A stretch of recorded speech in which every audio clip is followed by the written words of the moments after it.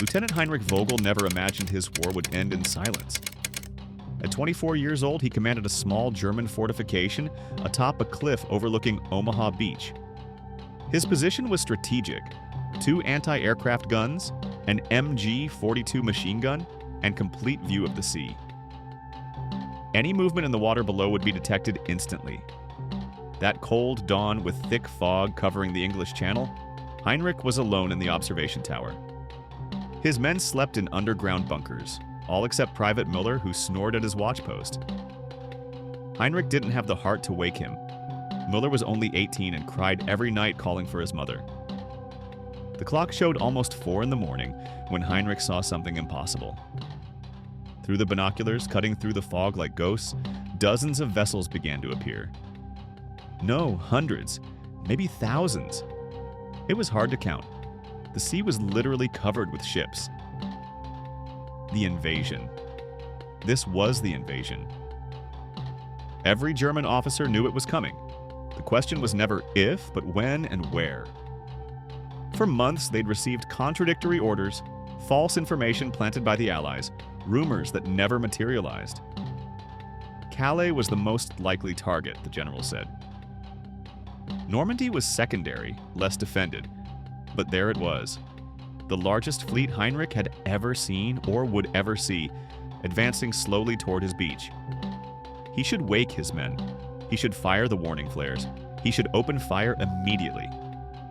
The orders were clear: at the first sign of invasion, destroy everything that moves. Heinrich ran to the field telephone and cranked the handle. Silence. He tried again. Nothing. The line was dead. French resistance, sabotage, or preventive bombing, it didn't matter. He was isolated. He returned to the binoculars. The vessels kept approaching, silent as the fog itself.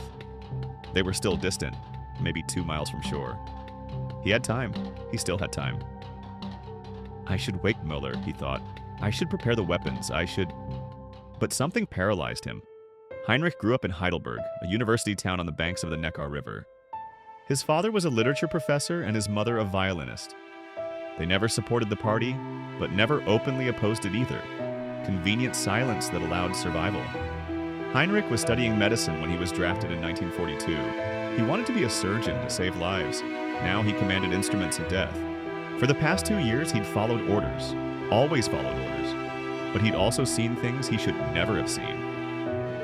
In Caen, he witnessed summary executions of French civilians accused of sabotage. Many were just teenagers. In Saint-Lô, he helped evacuate a hospital while nurses wept, holding babies who would die on the frozen road. He followed orders, but each order cost a piece of his humanity. Now, looking at that ghostly fleet, Heinrich realized something terrible. He had absolute power. His superiors were miles away. There was no communication. Nobody knew he was watching the invasion begin. If he opened fire now, he'd wake the entire Atlantic coast. The Germans would have time to prepare, reposition troops, destroy the Allies while still in the water. Thousands would die, maybe tens of thousands. But if he didn't fire... "What are you doing, Heinrich?" he whispered to himself. "You know what happens to soldiers who disobey orders. Court-martial, immediate execution by firing squad. His family would receive news that he died a traitor. But was it really cowardice and treason? Or was something deeper happening?" Heinrich closed his eyes.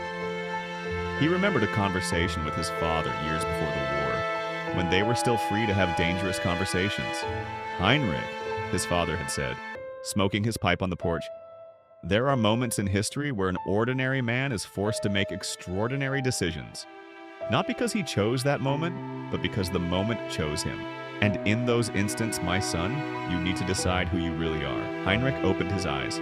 The vessels were closer now, maybe a mile and a half. He could distinguish different types of ships: transports, warships, smaller landing craft. He imagined the men inside, huddled, praying, thinking of their mothers, wives, children, exactly like Miller. "They're the enemy," Heinrich tried to convince himself. "They're coming to destroy your homeland." But another voice, quieter, answered, "Your homeland is already destroyed. You know this. You've seen what your homeland has become. The war machine that seemed invincible in 1940 now creaked, broke, died. If he opened fire now, would it change the final outcome? Probably not. It would just prolong the suffering, just kill more boys like Miller on both sides. Heinrich looked at Miller, still sleeping. The boy had blonde hair, rosy, childlike cheeks.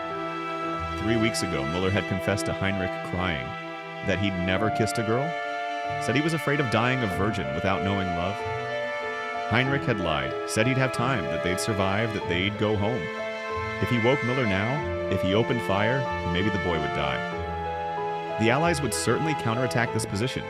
They'd bomb until they turned the bunker into a concrete tomb. But if he didn't shoot, if he let the vessels arrive, Miller could still die, could be captured, wounded, or killed in the inevitable battle that would follow. The vessels were half a mile away now. Heinrich could see details, American flags on some ships, British on others. He could imagine faces, though they were still too far to distinguish them. Heinrich placed his hand on the alarm button. It would be so easy. One movement and everything would begin. He would have fulfilled his duty. Nobody could blame him. He'd be the loyal soldier, the dedicated officer, the man who followed orders to the end. But he wouldn't be Heinrich Vogel anymore. He'd be something different, something lesser. He removed his hand from the button, and nobody would ever know it was Heinrich Vogel who gave them that chance. There would be no statues, no medals, no recognition, just silence. The silence of a man who chose not to pull the trigger. Heinrich looked at his watch. 4:15. The sun would rise in less than 2 hours. When it rose, the world would change forever, and he would have been a silent witness to that change. He climbed down from the observation tower and sat beside Miller. The boy still slept, breathing softly. Heinrich placed his hand on his shoulder gently. "Sleep, Miller," he whispered. "Sleep while you can. When you wake up, everything will be different." At 5:30, when other German posts finally detected the fleet and opened fire, it was too late. The vessels were too close. Surprise was lost. The invasion was unstoppable. Heinrich and his men were captured 3 days later without resistance. Miller survived. Years later, in a letter to Heinrich in prison, he confessed that he knew Heinrich had seen the fleet that dawn. He'd been half awake, watching his lieutenant through half-closed eyes, waiting for the alarm that never came. He returned to Heidelberg in 1947, pale, thin, marked. He never became a surgeon. His hands trembled too much to hold a scalpel. Instead, he became a history teacher at a small secondary school. Every year on June 6th, Heinrich would wake at 3:47 and sit in the darkness, remembering the fog, the ghostly vessels, the impossible weight of choice, remembering the night he didn't fire. His students never knew, his wife never knew, his children never knew. He carried that secret like a man carries an invisible scar, always present, rarely mentioned, deeply part of who he was. In 1982, Heinrich Vogel died quietly in his sleep. Among his belongings, they found a diary where he'd written only one entry, dated June 6, 1944. "Today I didn't fire. I don't know if it was courage or cowardice. I don't know if I saved lives or betrayed my duty. I only know that when I look in the mirror, I still recognize the man looking back." Heinrich Vogel's story was never officially documented. There are no records of his hesitation, no mention in military reports, no footnote in history books. He's just another German soldier who was captured in Normandy, just another name on endless lists. But among the thousands of men who landed on Omaha that morning, some survived the first wave. Some managed to reach the beach, find cover, advance. And though they never knew it, some of them owed their lives to the silence of a German lieutenant who chose not to wake a boy who cried for his mother every night. The war ended long ago. The veterans are dying. Soon there'll be nobody left who remembers that day firsthand. But the question Heinrich Vogel faced remains as relevant now as it was then. When the moment chooses you, who will you choose to be?